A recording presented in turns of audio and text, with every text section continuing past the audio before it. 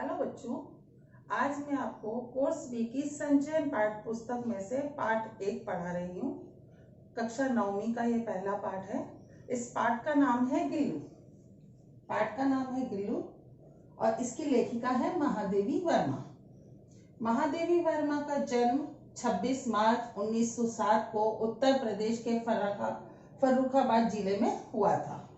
इनकी रचनाएं हैं रश्मि, नीरजा, दीपशिखा आदि, और इनकी मृत्यु 11 सितंबर सन 1987 को इलाहाबाद में हुई थी। अब मैं आपको गिल्लू पाठ का सारांश यानी कि पूरा एक्सप्लेन करके आपको बताऊंगी। नंबर 1, लेखिका का सोन जूही को देखना व गिल्लू को याद करना। लेखिका के बाग में सोन जूही के पौधे लगे हुए थे, तो सोन जूही के पौधों को देख करके उसकी स्मृति ताजा हो गई। सोन जूही के पीले फूलों को देख करके उसे गिल्लू की याद आई। गिल्लू एक गिलहरी का बच्चा था जो कौवे की चोट से घायल हो गया था। लेखिका द्वारा गिलहरी के घायल बच्चे का उपचार। लेखिका गिलहरी के घायल बच्चे को उठा करके आराम से अपने घर में लेकर के आई और ला करके रुई के फाहे से उसका पूरा खून पोंछा, उस पर पेनिसिलिन का मरहम लगाया और उन्होंने रुई की पतली पतली बत्तियां बना करके उसे दूध में भिगो करके उसे पिलाने का भी प्रयास किया, लेकिन वह दूध की दोनों बूंदें उसकी दोनों तरफ से बाहर निकल गई। काफी कोशिश करने के बाद थोड़ा सा जो पानी है वो उसके शरीर में जा चुका था। तब जाकर के उस गिलहरी के बच्चे का धीरे धीरे थोड़ा सा स्वास्थ्य ठीक हुआ। लेखिका की गिल्लू से आत्मीयता। लेखिका जो गिलहरी का बच्चा था उसने उस गिलहरी के बच्चे का नाम गिल्लू रख दिया। उसने गिल्लू को एक जो फूलों की जो डलिया होती है उसमें रुई बिछा करके और उसको तार से बांध करके खिड़की पर लटका दिया और यही गिल्लू का घर था। गिल्लू स्वयं उस झूले में बैठ करके उसे अपने आप ही धक्का देता रहता था और झूला खाता रहता था। गिल्लू इतना अधिक लेखिका से प्यार और आत्मीयता करता था कि वह लेखिका जब भी लिखने के लिए बैठती थी तो वो सर्र से कूद करके इसके पैरों के पास चला जाता था और पैरों के पास जाकर के सर्र से वह पर्दे के ऊपर चढ़ जाता था। फिर ऊपर चढ़ने के बाद वो वापस नीचे कूदता था। ऐसा वो लगातार करता रहता था कि जब तक लेखिका उसको उठा करके कागज की बनी हुई एक लिफाफे में खड़ा कर देती थी और उसके बाद वो टुकुर टुकुर टुकुर टुकुर लेखिका को देखता रहता था। लेखिका जब खाना खाती थी बैठ करके तो लेखिका के पास आकर के पैरों के बल सीधा खड़ा होकर के बैठ जाता था और लेखिका अपनी थाली में से खाना निकाल करके उसके लिए रख देती। वो उसी खाने को खाता था, उसकी थाली में छूता भी नहीं था और लेखिका के प्रति उसके मन में बहुत ही ज्यादा आत्मीयता की भावना थी।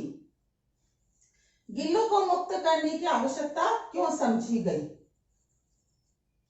गिल्लू के जीवन का पहला बसंत था और बसंत की खुशबू चारों ओर फैली हुई थी। गिल्लू जो है अपनी खिड़की के पास बैठ करके बाहर खेलते हुए गिलहरी के बच्चों को देखता रहता था और जो बाहर खेलने वाले गिलहरियां थी वो भी उसकी खिड़की के पास आकर चिक चिक चिक चिक कुछ ना कुछ उससे कहती रहती थी और गिलहरी जो गिल्लू था वह बड़े अपनेपन से आकर्षित होकर के उन्हें देखता था और बहुत ज्यादा आत्मीयता महसूस करता था। जब लेखिका ने यह चीज देखी तो उसको लगा कि मुझे भी इसको थोड़ी सी देर बाहर खेलने के लिए भेजना चाहिए। तो उन्होंने क्या किया, जो जाली का जो खिड़की थी उसका एक कोना खोल करके थोड़ा सा हिस्सा खोल दिया जिससे गिल्लू जो है बाहर जाकर गिलहरियों के साथ खेलने लगा।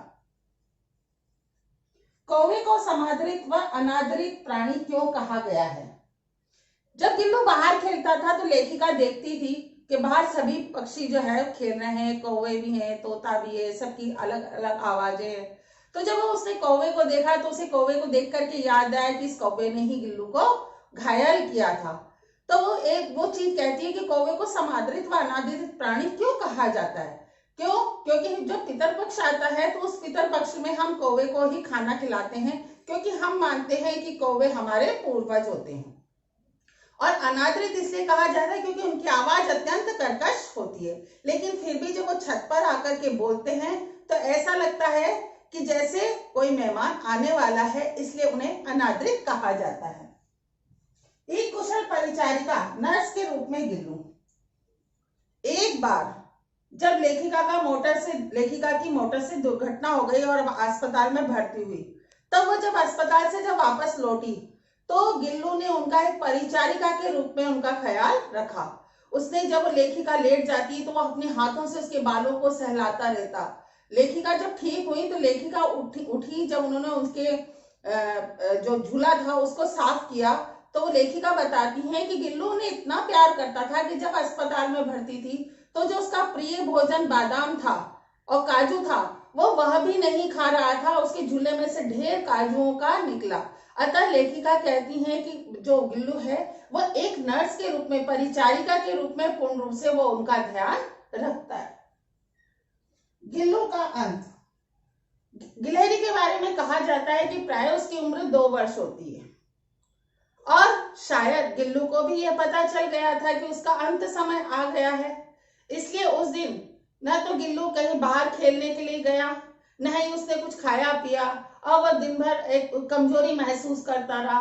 रात के समय में भी उसको लगा कि जब वो घायल हुआ था कि जब उसने लेखिका की जैसी उंगली पकड़ी थी और लेटा हुआ था, वैसे ही वो पूरी रात लेखिका की उंगली पकड़ करके लेटा रहा।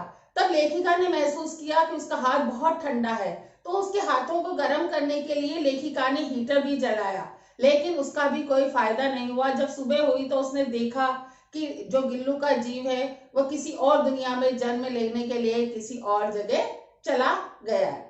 तब लेखिका ने गिल्लू की जो समाधि थी वो सोनजूही का जो पौधा था उसी के पास लगा दी थी, ताकि वह उसकी हमेशा याद में बना रहे।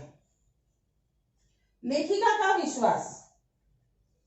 लेखिका का विश्वास था कि जो सोनजूही का पौधा है, इस सोनजूही के पौधे में कभी ना कभी एकदम चटक पीला फूल निकलेगा और वो जो चटक पीला फूल निकलेगा वह गिल्लू ही होगा।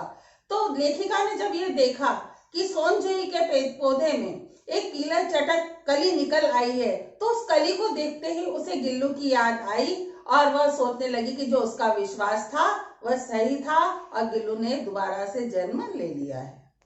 अभी मैंने आपको संचयन पाठ्य पुस्तक का पहला जो पाठ है गिल्लू, उसका पूरा पाठ आपको एक्सप्लेन किया, समझाया। अब उसके कुछ अभ्यास प्रश्न हैं जो मैं आपको बता रही हूँ, इन्हें आप स्वयं करने का प्रयास करें, लेकिन इनके उत्तर मैं आपको समझा भी दूंगी। पहला प्रश्न है, सोनजूही की पीली कली को देखकर लेखिका के मन में कौन से विचार उमड़ने लगे? तो ये मैंने आपको बताया भी था कि सोनजूही की पीली जो कली थी उसको देख करके उसको लगा कि गिल्लू ने ही दोबारा पीली कली के रूप में जन्म ले लिया है, उसे गिल्लू की याद आने लगी। पाठ के आधार पर कौवे को एक साथ समादरित व अनादरित प्राणी क्यों कहा है? कौवे को समादरित प्राणी इसलिए कहा गया है कि हमारे जो पितर पक्ष होते हैं, पितर पक्ष में हम कौवे को खाना खिलाते हैं, कौवे हमारे पूर्वज माने जाते हैं। और अनादरित इसलिए कहा गया है क्योंकि कौवे की आवाज बहुत कर्कश होती है, लेकिन फिर भी कौवा जब छत पर बोलता है, काव काव करता है, तो हम समझते हैं कि कोई ना कोई मेहमान आने वाला है। गिलहरी के घायल बच्चे का उपचार किस प्रकार किया गया?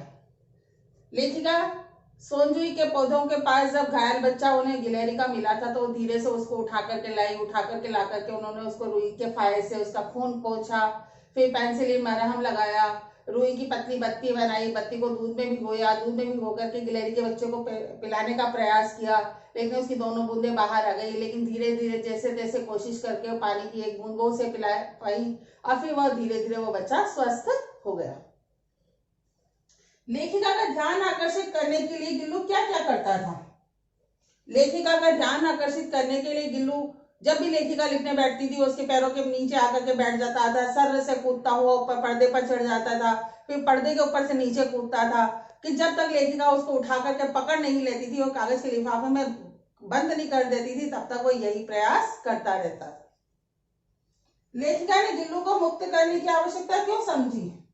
जब लेखिका ने देखा कि बस प्रथम बसंत है उसका और बाहर जो गिलहरियां वो खिड़की के पास आकर चिक चिक चिक चिक करके उसे कुछ बोलती है वो भी बड़ा आकर्षित होकर उनकी बात सुनता है और उनमें अपनापन और आत्मीयता महसूस करता है। तो लेखिका को लगा कि इसको भी बाहर जाने की आवश्यकता है, इसलिए उसने खिड़की का एक पेच खोल करके थोड़ा सा खिड़की को खोल दिया।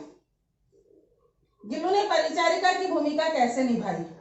जब लेखिका का एक बार मोटर से दुर्घटना हो गई, वो अस्पताल में भर्ती हुई। अस्पताल से जब वो वापस आई तो लेखिका का गिल्लू ने अत्यंत ही ध्यान रखा और उसने वो लेखिका के पास बैठा रहता है, अपने छोटे छोटे पंजों से उनके बालों को सहलाता रहता है। लेखिका बताती हैं जब स्वस्थ हो जाती हैं कि जब वो अस्पताल में भर्ती थी तो जो गिल्लू का प्रिय भोजन काजू था वो उसने वो भी नहीं खाया, क्योंकि उन्होंने उसके झूले की सफाई करी तो उसमें ढेर सारे काजू निकले। सोनजुई के पौधे के नीचे बनी समाधि से लेखिका के मन में क्या विश्वास था? सोनजुई का जो पौधा था उसके पास में उन्होंने गिल्लू की समाधि बनाई थी, तो वो ये सोचती थी कि जब भी सोनजुई के पौधे में पीली चटक कली या फूल निकलेगा तो वह गिल्लू ही होगा। तो जब उन्होंने देखा कि उसमें पीली चटक कली निकली है तो उनका जो मन का विश्वास था ये था कि गिल्लू ने इस दुनिया में दोबारा जन्म ले लिया है। इस प्रकार मैंने आपको ये पाठ का पूरा एक्सप्लेन करके समझाया, इसके प्रश्न उत्तर भी समझाया। और भी अगर प्रश्न कुछ है और आप करना चाहते हैं और आपको समझने में कोई दिक्कत आती है तो आप उनके बारे में मुझसे कमेंट्स बॉक्स में पूछ सकते हैं। और अगर ये वीडियो आपको मेरी पसंद आती है तो आप इसे लाइक करें और मेरे चैनल को सब्सक्राइब करें।